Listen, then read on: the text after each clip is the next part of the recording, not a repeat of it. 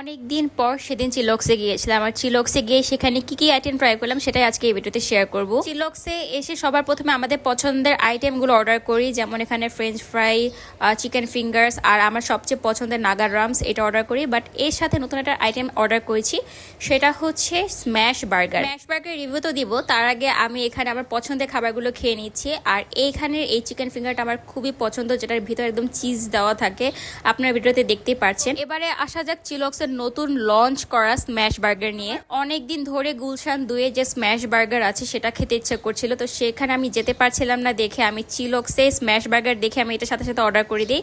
আর এটা ছিল beef patty plus beef beacon দিয়ে একটা স্ম্যাশ বার্গার।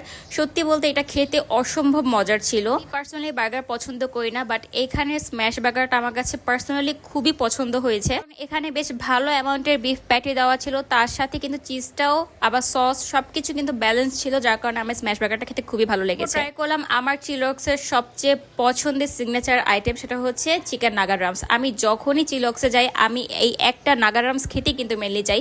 আমার চিলক্সে বার্গার থেকে নাগা রামসটা সবচেয়ে বেশি পছন্দের। ভিডিওতে যেমনটা দেখতে পাচ্ছেন এই নাগা রামসের উপরের অংশটা কিন্তু পুরোটা বোম্বাই বাটা দেওয়া থাকে, মানে বোম্বাইয়ের একটা লেয়ার থাকে বলতে গেলে। এটা এত পরিমাণে ঝাল থাকে, আমি বলবো যারা একমাত্র আমার মতো ঝাল লাভার না তারা এটা না ট্রাই করাই ভালো, কারণ এটা অসম্ভব পরিমাণে ঝাল থাকে। আমি হাইস্ট এক বসাতে 2টা খেতে পারি, কিন্তু 2টার বেশি আমি এটা খেতেই পারি না। আমার কাছে নাগা রামসের সাথে ওরা যে বারবিকিউ সসটা দেয়, এই 2টার কম্বিনেশন একদম সবচেয়ে বেস্ট লাগে।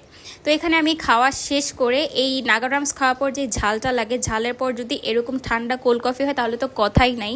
আমি প্রত্যেকবার ঝাল খাওয়ার পর একটা কোল্ড কফি খাই।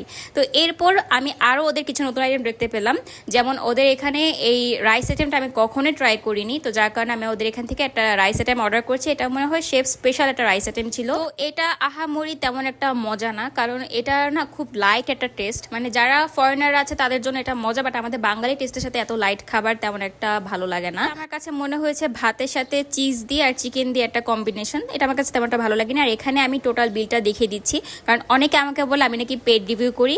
না ভাই, আমি নিজের টাকা দিয়ে খাই, আর খেয়ে যেটা ভালো লাগে আমি সেটা আমি ভিডিওতে শেয়ার করে থাকি। ওদের আরেকটা আইটেম আমার কাছে সবচেয়ে বেশি পছন্দ হয়েছে, সেটা হচ্ছে আইস টি। আমি কখনোই চিলক্সে আইস টি ট্রাই করিনি, বাট সেদিন ফার্স্ট ট্রাই করেছিলাম আর আমার কাছে এত পছন্দ হয়েছে যে নেক্সট থেকে আমি যতবার যাবো না কেন এই আইস টিটাই আমি ওদের খাবো। তো এই ছিল আমার আজকে ভিডিও, আশা করি সবার কাছে ভালো লাগবে। আর ভালো লাগলে কিন্তু অবশ্যই আমার চ্যানেলটা সাবস্ক্রাইব করে দিবেন।